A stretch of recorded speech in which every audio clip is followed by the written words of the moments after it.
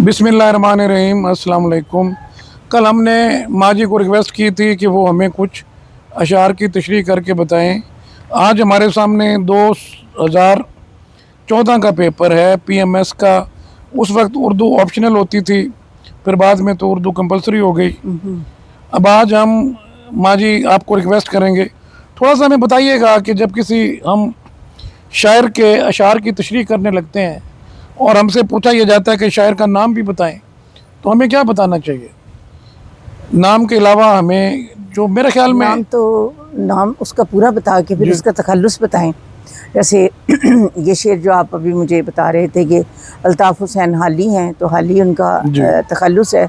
तो हमें थोड़ा सा उस ज़माने के हालात, उनकी हालात ज़िंदगी, एक दो लाइनों में हालात ज़िंदगी हो, बाकी उनके कुछ सियासी हालात हो कि उनकी शायरी के ऊपर, तब ज़्यादा से ज़्यादा मैं समझती हूँ कि 8-10 लाइन, डिपेंड करता है क्लास के ऊपर कि कौन सी क्लास है। मतलब अगर एमए की क्लास है तो उस पर ज़्यादा लिखना पड़ेगा, तो इस हिसाब से बार कैफे एक पैराग्राफ, हम तो मुकाबले के इम्तिहान के लिए आपको एक पैराग्राफ जो है वो इंट्रोडक्टरी जो है वो ज़रूर होना चाहिए, जिससे हमें थोड़ा सा अंदाज़ा हो जाए कि क्या उनके माहौल उनका क्या था, ये जो उन्होंने शायरी की। तो जैसे अब मुसद्दस हाली उन्होंने लिखी, तो ज़ाहिर उनके एक अज़ीम और नाकाबिले फरामोश उनका ये कारनामा है, बहुत बड़ा शाहकार है उनका।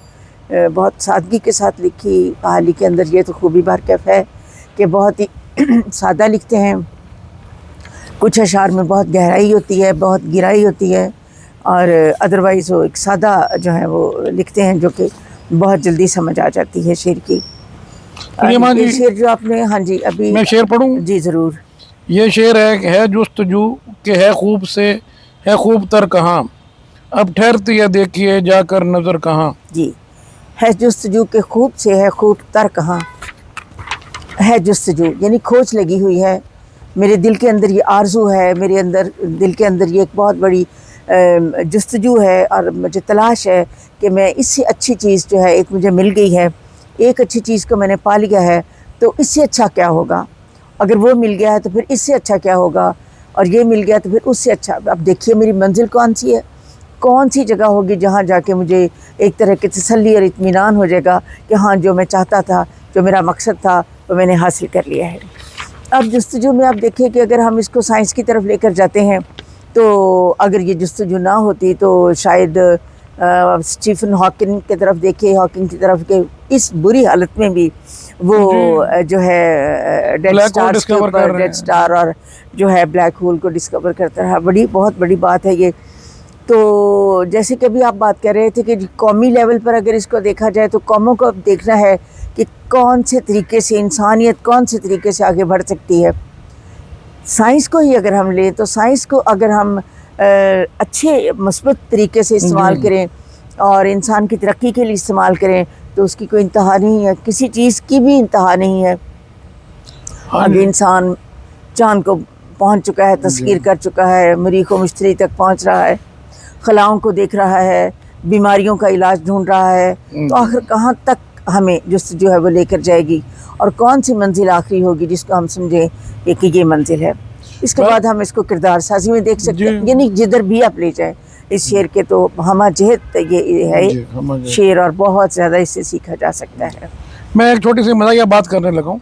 वैसे तो ज़्यादा अशार जो हैं वो बुज़ुर्गों को समझ आते हैं, हमारे जैसे डेढ़ उम्र पुराने लोगों को समझ आते हैं, लेकिन चूँकि हमारे बच्चे जानते हैं कि हर महीने, हर दूसरे महीने आईफोन का, सैमसंग का नया मॉडल आता है और अगले मॉडल का पहले ऐलान कर दिया जाता है, तो उनको भी इस शेर की बड़ी समझ आ सकती है अगर वो मोबाइलों और गाड़ियों और इन चीज़ों के तनाजुर में इस शेर को देखें। बिल्कुल सही। इसी नज़म का दूसरा शेर है, इसी गज़ल का जी।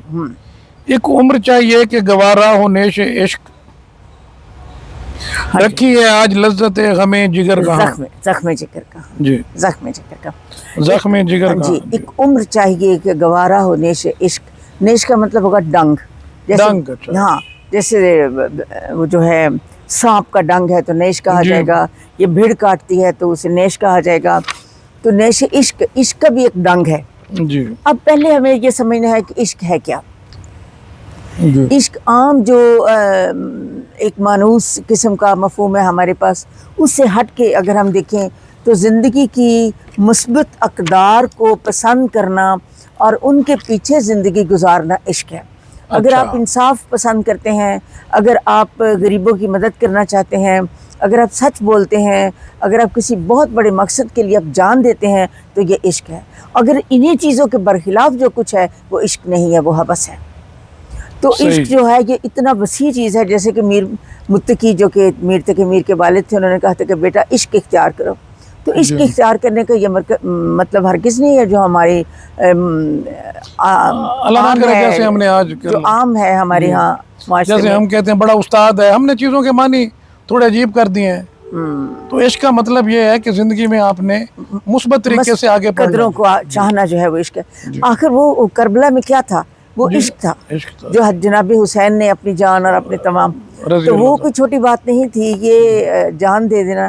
اچھا، اب یہی بات وہ کہہ رہے ہیں کہ یہ اتنا وسیع شعر ہے کہ بہت وقت لگتا ہے، بہت ساری عمر لگ جاتی ہے، تب کہیں جا کے عشق میں مزہ آنے لگتا ہے، عشق میں لطف آنے لگتا ہے. اب دیکھیں نا کہ ہمارے پاک نبی صلی اللہ علیہ وسلم کا آپ لیجیے، تو کیا وہ عشق نہیں تھا اللہ کے ساتھ ان کا؟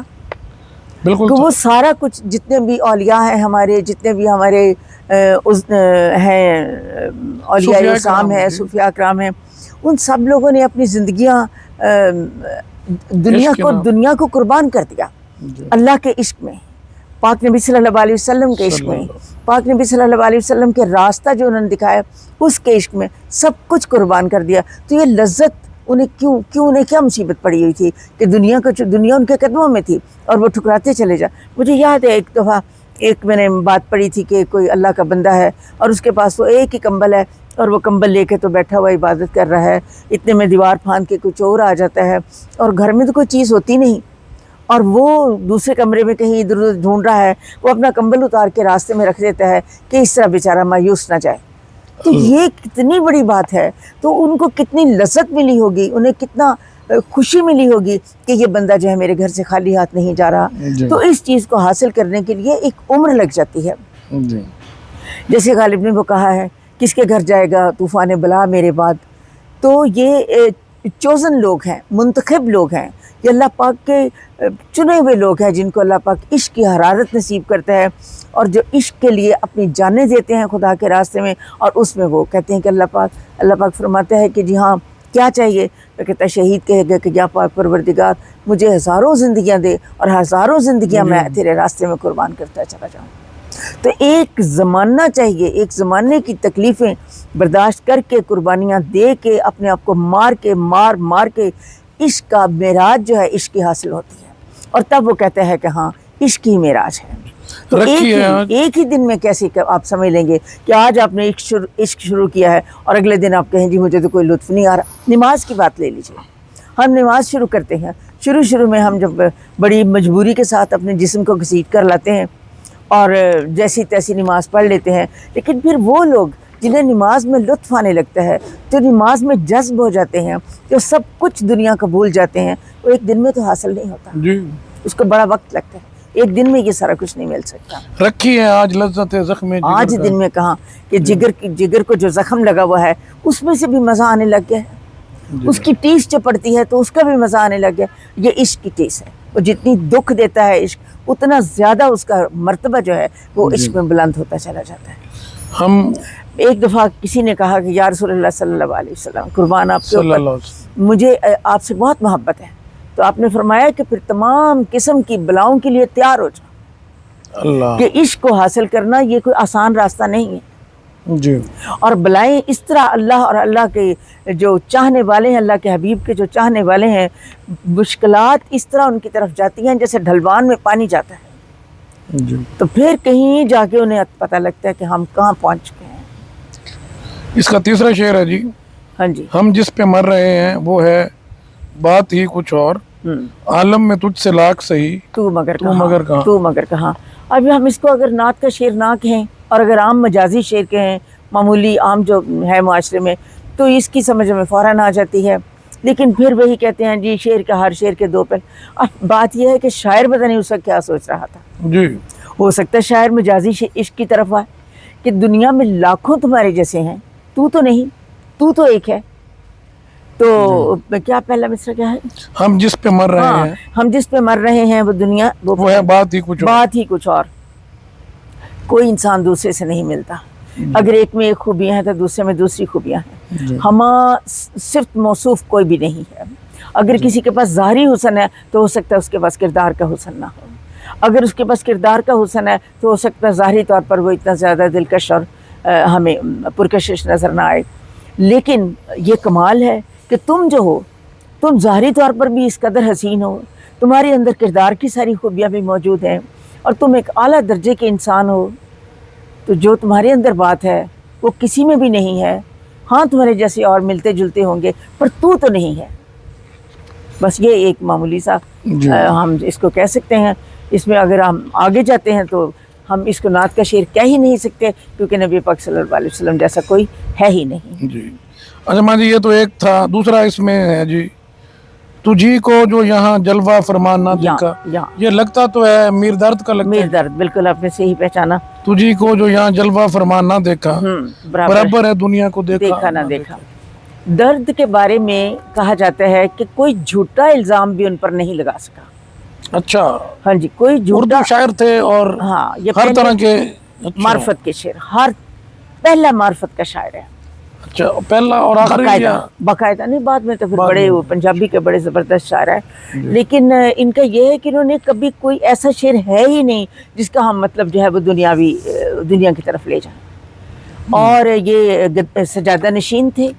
सही जी। और उस वक्त के जो बादशाह थे वो इनकी महफिल में आए और वो उनकी टांग उन्होंने कहा जी मैं टांग फैला लूँ, मेरी टांग में दर्द है, तो तकलीफ़ है मेरी टांग में। तो मीर दर्द ने कहा कि आना ज़रूर था।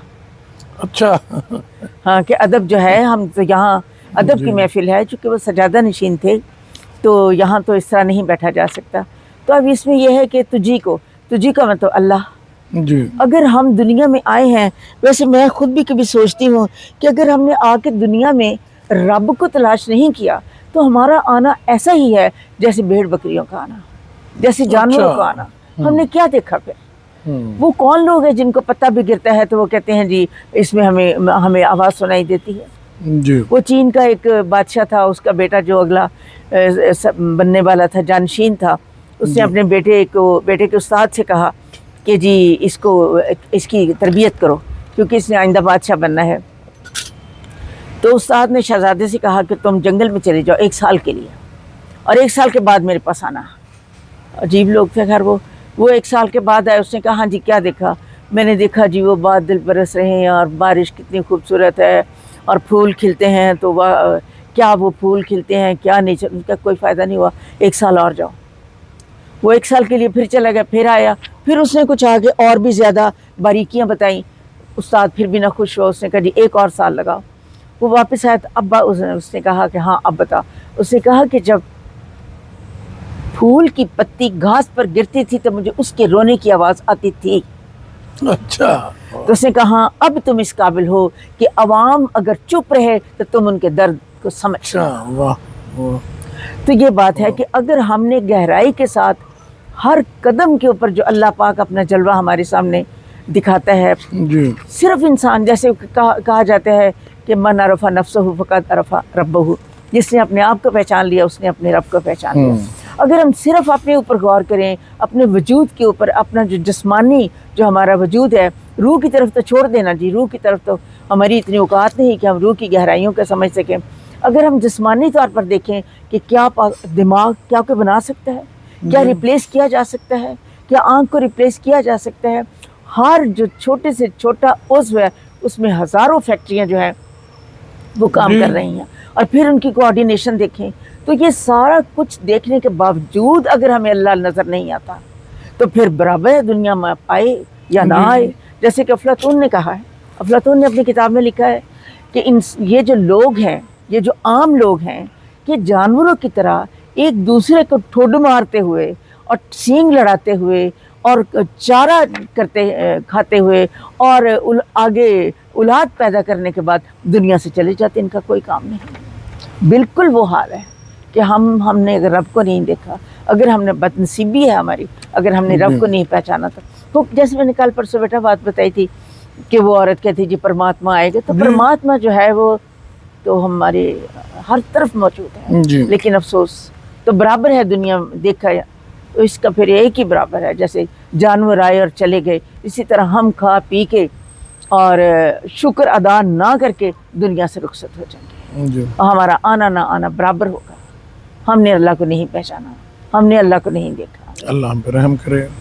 دوسرا شعر ہے جی، یگانہ ہے تو آ بیگانگی میں، کوئی دوسرا اور ایسا نہ دیکھا۔ بے شک یگانہ کا مطلب اپنا، اپنا بیگانہ۔ اب اس میں ہم کہیں گے جی اس میں صنعت تضاد استعمال ہوئی ہے کہ اپوزٹ ورڈز جو ہیں وہ اینٹونیمز استعمال ہوئے ہیں۔ پہلے یگانہ مطلب اپنا، اور پھر بیگانہ یعنی غیر۔ جی یہ پھر اللہ پاک کی ذات ہے، اللہ پاک کی ذات کے علاوہ درد کوئی بات نہیں کرتے۔ آپ یہ دیکھیں کہ وہ اللہ کی ذات ایسی ہے، ہمیں پتہ ہی نہیں وہ کون ہے، وہ کہاں رہتا ہے، ہم کہاں ڈھونڈنے جائیں اس کو، حرم میں جائیں، چرچ میں جائیں، دیر میں جائیں، لوگوں کے گھروں میں جائیں، وہ بالکل بھی ہمیں نہیں ملتا۔ اس کے باوجود وہ ہمارا اپنا ہے۔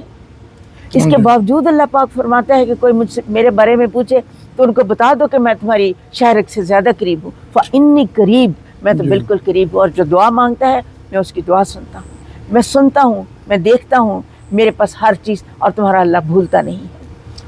وہ 70 تو ویسے کثرت کے لیے کہا گیا ہے، ہزاروں ماؤں سے زیادہ پیار کرنے والا وہ ہے۔ اللہ پاک فرماتا ہے آخر اللہ کو فائدہ ہی کیا ہے انسانوں کو تکلیف دینے میں، اللہ کو کیا ہے؟ تو ہماری ہر تکلیف جو ہے وہ ہمارا درجہ بڑھاتی ہے۔ اللہ پاک فرماتا ہے کہ اگر تمہاری سوئی بھی گم ہو جاتی ہے اور سوئی تم تلاش کر رہے ہو تو اس کے لیے بھی تمہیں اجر دیا جائے گا۔ یعنی کمال ہے، وہ کون ہے ہم نہیں جانتے، پھر بھی وہ ہمارا اپنا ہے۔ وہ اتنا بیگانہ ہے کہ ہم اس سے واقف نہیں، ہم نے اس کو دیکھا نہیں، اور پھر بھی وہ اتنا اپنا ہے کہ اس سے زیادہ اپنا کوئی ہے ہی نہیں۔ اللہ پاک ہمیں اپنی معرفت عطا فرمائے۔ الہی آمین، الہی آمین، الہی آمین۔ تیسرا شعر جو آپ پہلے جیسے کہہ رہی تھی، اذیت مصیبت ملامت بلائیں، ہاں، تیرے عشق میں ہم نے کیا کیا نہ دیکھا۔ بالکل ایسا ہی ہے، یہ وہی شعر ہے کہ اذیت تکلیف ہے، ملامت لوگوں کی ملامتیں ہیں۔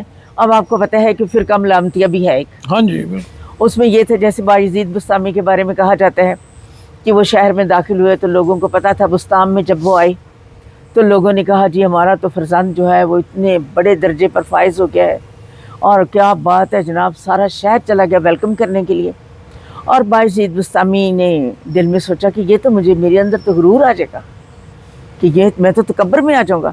رمضان کا مہینہ تھا، ساری دنیا جب اکٹھی ہوئی تو انہوں نے اپنے وہ اس میں سے نکالا روٹی کا ٹکڑا کھانا شروع کر دیا، تو لوگوں کو یہ ولی ہے جس نے روزہ نہیں رکھا۔ تو یہ ملامت لینا، ملامتیہ، یعنی لوگ ہمیں برا کہتے رہیں تاکہ ہمارے اندر تکبر پیدا نہ ہو سکے۔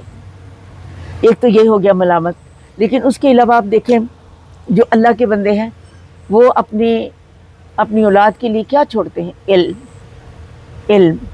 مجھے یاد ہے ہم نے سنا تھا کہ جناب جب پاکستان بنا تھا تو جو ہمارے بڑے آئے تھے ان کو آفر کی گئی کہ یہ بڑا مکان لے لیں، یہ والا گھر لے لیں۔ تو اس وقت ہمارے نانا جی آئے تھے ادھر سے، اللہ پاک غریق رحمت کرے، آمین۔